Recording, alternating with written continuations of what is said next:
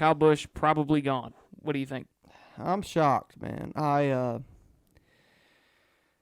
said probably a month ago, I said Kyle is too talented. He's worth to JGR too much for them to lose him. And even last week, it even was thinking, because Kyle finally came out and said, "Yeah, I'm gonna back my asking price down. I understand what the market is looking like now. Like, I'm not gonna get what I want, so I just need to accept that." And then this week we hear that JGR is not even talking to Kyle, and Kyle's talking to Chevy and Ford. It's a crazy turn of events. I never would have thought it would have come to this. But I think the main reason why all this is happening is there is a certain driver in the 45 car that is You think Kurt Busch is going down there? Huh? You think Kurt Busch going to Joe Gibbs? Yeah. No. Ty Gibbs is pretty much kicking Kyle Busch out the door right here. Not only is he Joe Gibbs' grandson. He's cheap. He's young, and he's whooping ass in the Xfinity And he's got Series. sponsors. He's got Monster.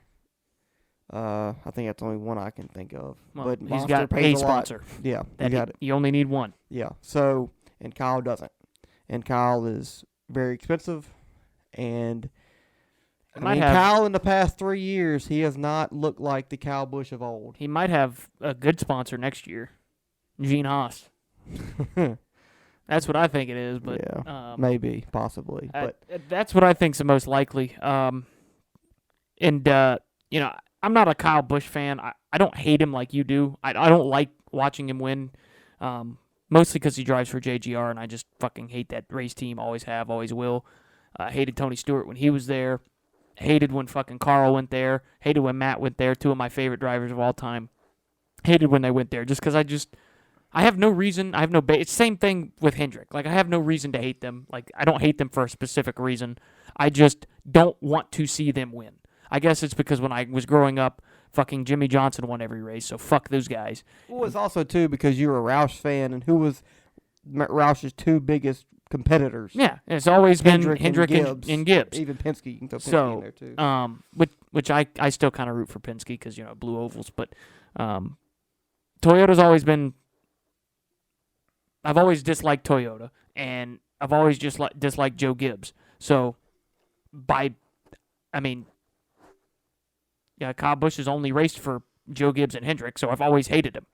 And, if he goes to the 10 car or the 41 car... RFK. He won't. Coming to the 97. We don't have money for him. I would not be against it. But, I think... I think it's going to be good for Kyle, to be honest. I think this might be a Kevin Harvick situation where, I think this might be a kind of a career reset for him. And it comes at a similar age that Kevin had it. Kevin was a long time, was he ever going to win a championship? He won a few races here and there. He had some big seasons, had some down seasons, had some bad ones. And then, he wasn't in the same type of equipment that Kyle's in right now. But, when Kevin left, the first year he won the championship, but he won several races. He won like 5 or 6. But he could have won almost. Yeah, he was always competitive. Fast. That was in that Budweiser car. Yep. That thing was fast every week. Him and Jeff Gordon were usually the top 2 cars every week. But, I don't know. Stewart's going to have to do a little bit of, working on those cars. They're not the fastest every week, but none of the Fords are. So, I think it's going to be a bit of an equipment downgrade. But if he gets in that car, definitely if he gets in the Colleague car, which is the other option that we're hearing. But I don't see it being a huge issue. I think Kyle can go win in that car just like Kevin can. I think it'll be a hell of a team. I think those two would be trouble once they get their two minds together, and they're two of the smarter race car drivers out there. So then you got Tony Stewart as the owner. Yeah, so you got a pretty good chance that Stewart-Haas will be higher with Kyle Busch. Yeah, and then I'll throw out another team I've heard. This is a very interesting one. Not RFK. That would never. Brad Keselowski and Kyle Busch could never work together. Kyle Busch is an ass. I've heard that that 48 car is a possibility. I have not heard this. So it's kind of a thing with Alex Bowman. Yes, he won 4 races last year, and yes, he won a race this year. But if you take away that win at Las Vegas, he's only led like 10 laps all year. He has not been anywhere close to his other 3 teammates. Now, I know William Byron is starting, he's really been in a Chase slump has here. only been the only good one. Yeah, and Kyle Larson, he's been fast, but he's never had race-winning speed really pretty much all year. And Alex has been just down below them two as well. And if the only problem is, it's kind of go back to the Casey Kane thing in 2017. Because Casey Kane, he won a race.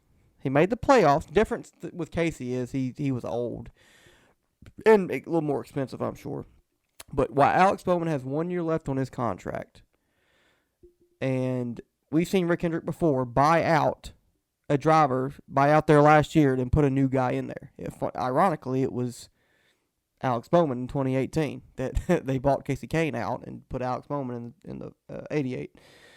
So that's a possibility but the problem is Ally would have to be on board because they're through 2023 as well. And Hendrick's not going to mess that relationship up with Ally. So if Ally does not want Kyle Busch to drive that 48 Which car, I don't think they do. They don't. I'm just saying it's a very unlikely, but it is a possibility. Because William Byron's already signed an extension, I think he signed one this year. Chase ain't going anywhere, and Kyle Larson ain't going anywhere. But that 48 car is the only one I could think of that wouldn't be a upgrade or wouldn't be a downgrade from what the 18 is right now for Joe Gibbs. And if somehow that becomes available, Kyle needs to for sure jump on that 48 car. Not saying it's going to happen, but we've seen it happen before. A little different circumstances. And they're friends, apparently. They go fishing together and shit. Yeah, Rick Hendrick and Kyle Busch are friends. They're neighbors. Yeah, I mean, they put that 2000, was when he kicked Kyle? 7? It was 7 when he kicked Kyle Busch. Not kicked him out, but he chose Dale Jr. over Kyle Busch. Which, yeah, I would have too. But money-wise, yeah. Driver talent, no. But yeah, fucking bringing money in, yeah, definitely. But that's another one I've heard. Well, to be fair, I mean, back then, it's a little bit more of an argument back then because it was just 3 years prior to that Dale Jr. should have won the championship. And he won a ton of races in that 8 car in 2004, 2005, 2006. So, and then it started going downhill in 2006. But anyway, yeah. Well, Junior said on his podcast, 04 was the last. He thought that was his last great year. Great was that was last year. The whole teams, all the DEI teams started going downhill there. But after that, but it's. But at the end of the day, I think he will go to Stuart Haas. I do too. The 41 car Cole Custer, he hasn't shown he hasn't shown a damn thing other than that Kentucky win he lucked into in 2020. Yeah. I don't mind Cole Custer as a, milk toast. I mean, yeah, he seems like a nice guy. He says all the right things. I see him being he never really bashes his pit crew or bashes the team. He just goes out there and just doesn't run good. Yeah, I could see him being a Justin Allgaier type in the Xfinity Series or an Elliott Sadler. One of those guys that never quite made it in the Cup Series. What's up, Highline Nation? Did you enjoy that video? Well, make sure to subscribe to this channel. And if you want the full version of each episode, download the Spotify app and find the Highline and give us a follow. As well as follow us on Instagram for more behind-the-scenes content. Stop beating around the bush.